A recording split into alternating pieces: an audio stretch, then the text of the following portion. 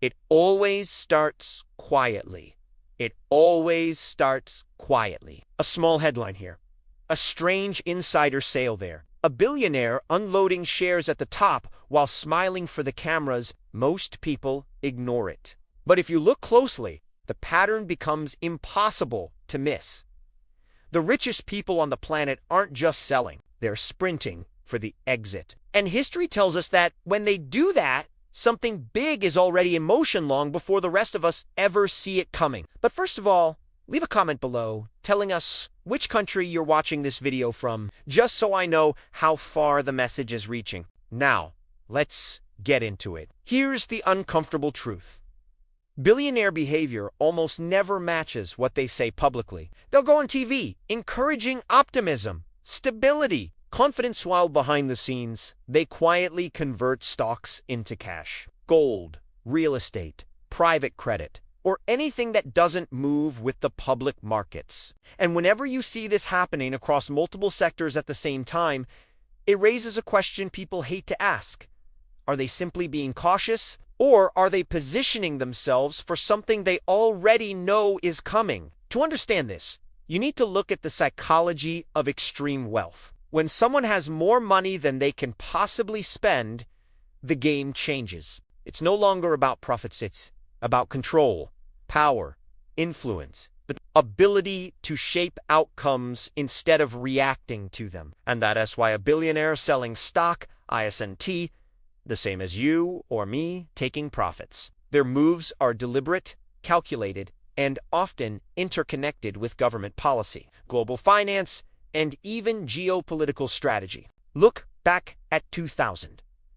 Insiders dumped tech stocks months before the crash. In 2008, Wall Street executives sold mortgage-backed assets while telling the public the system was stable. In early 2020, U.S. senators were caught selling before pandemic lockdowns were announced. Every major downturn leaves a trail of fingerprints long before the collapse becomes visible. Now fast forward to the recent surge in insider selling executives from tech, retail, energy, finance, entertainment, not just one or two companies, but dozens. And the timing, all during market highs, low volatility, and unusually strong earnings reports. If everything is so good, why are they in such a hurry to get out? One explanation is simple.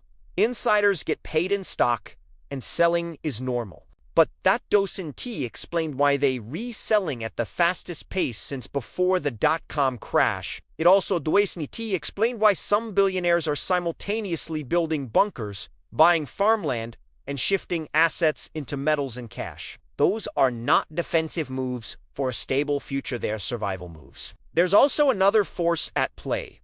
Global realignment. Whether it's BRICS nations attempting to move away from the dollar, rising geopolitical tensions between major powers, energy realignment, or wars that directly affect supply chains and commodity prices, billionaires are unusually sensitive to risk that. Governments prefer not to discuss publicly. They get early access to information long before it becomes news. So when billionaires start acting like the world is about to change, maybe we should pay attention. But here's where it gets strange. Historically, markets crash when optimism is at its peak. But right now, people already believe a crash is coming. Some predict 2026, others 2027. Some say 90% drops. Some point to political cycles, debt cycles, demographic cycles, and financial engineering reaching its limits. Yet despite the fear, markets keep climbing. This creates a paradox. If everyone is expecting a crash, does that make it less likely? Or does that mean the crash will be even more violent because people will panic faster? What most retail investors don't understand is that a crash doesn't happen because of fear alone. It happens because liquidity dries up. When insiders sell at the top, institutions slow their buying, and billionaire capital quietly exits. The market loses its support. Then a small spark in earnings miss, a geopolitical shock, a sudden policy change creates an avalanche. That's why billionaire movement matters. They don't create the crash by themselves, but they often accelerate it, or prepare for it, or, in some cases, even benefit from it. And that leads us to the question people are too afraid to say out loud, are billionaires actually engineering the conditions for a crash? Not in the cartoonish way, conspiracy theories imagine, not in secret meetings with smoke-filled rooms, but in a more realistic and far more dangerous way, through the decisions they make collectively, through the pressure they exert on markets, through their ability to shift global liquidity simply by reallocating their portfolios. When the richest 0.01% all move in the same direction, that direction becomes destiny. And right now, the direction is unmistakable. Keep listening, because the most surprising part is still coming. Have you noticed the headlines lately? Billionaires are selling off stocks at a record pace. But the real story isn't just that they're selling. The more important question is, what are they buying? And the answer is far more revealing than you might think. You'd probably expect them to shift into traditional safe havens like bonds, treasury bills, or maybe some high-end real estate in major cities. But that's not what we're seeing. Instead, many are quietly acquiring vast tracts of land in remote areas, investing in essential resources like water and agriculture, and moving their wealth into private equity deals that aren't publicly tracked. Some are even reportedly building fortified bunkers. Others are upping their holdings in physical gold and other strategic metals. And perhaps most surprisingly, a significant number are simply piling up cash. Now, holding cash during a period of high inflation sounds like a terrible idea, right? Your money is losing value every single day. But here's the crucial insight.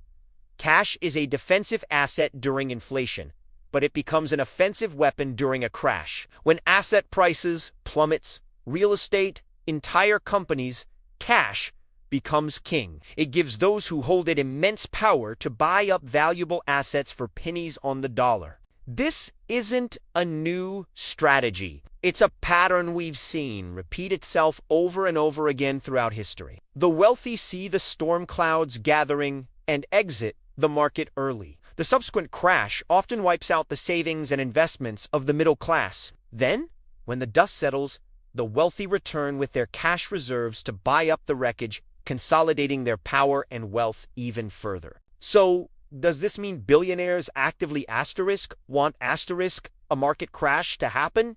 Not necessarily. A full-blown crash is chaotic, messy, and unpredictable.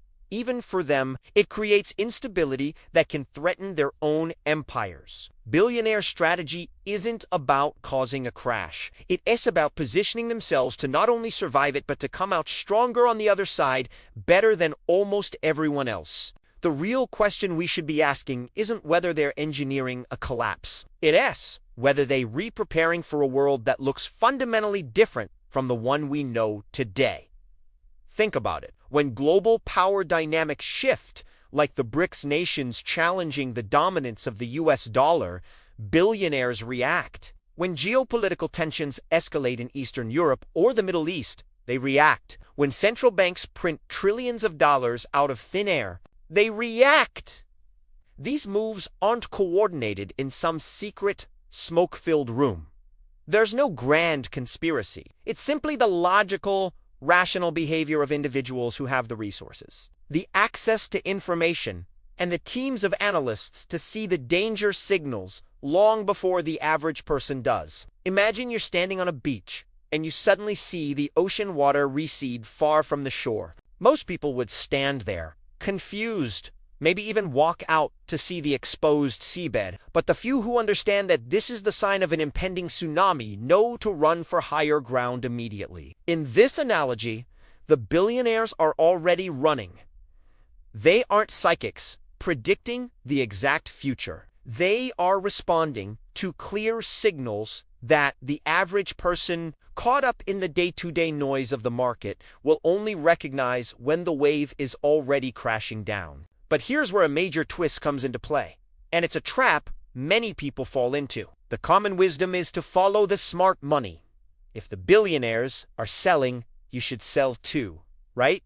Not so fast. The truly wealthy didn't get that way by broadcasting their real intentions to the public. They often get rich by doing the exact opposite of the crowd. When the public is panicking and selling everything in fear, that's when billionaires step in to buy. When the public is euphoric, overcome with greed, and piling into the market, that's when billionaires quietly cash out. So, if you try to blindly copy their reported moves, you might just be playing their game, walking right into a trap they've set. The truth is, their actions are often invisible until long after the fact. The news reports you read today about a major CEO selling shares are based on filings that were likely made weeks or even months ago. They're really significant moves into private markets, offshore assets, or resource acquisition.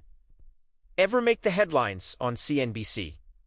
Their true portfolio looks nothing like what they might say in a public interview. This is why the real danger isn't that billionaires are actively causing a crash. The real danger is for us to believe they aren't preparing for one. We see the market hit new highs and assume everything is fine while they are quietly building their lifeboats. And that brings us to the final, most important point that is often overlooked. Markets don't crash just because a few billionaires decide to sell. Markets crash because the underlying system has become fragile and unstable. Debt piles up to unsustainable levels. Risk is hidden away in complex financial instruments. Everyone is using massive amounts of leverage, betting that the good times will last forever. Eventually, something has to snap.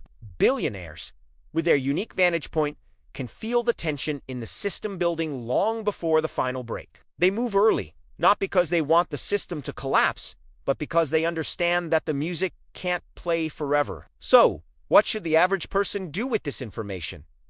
The answer is not to panic. It's not to sell everything and hide cash under your mattress. And it's definitely not to try and blindly copy the moves of the super. The key is to focus on building your own financial resilience.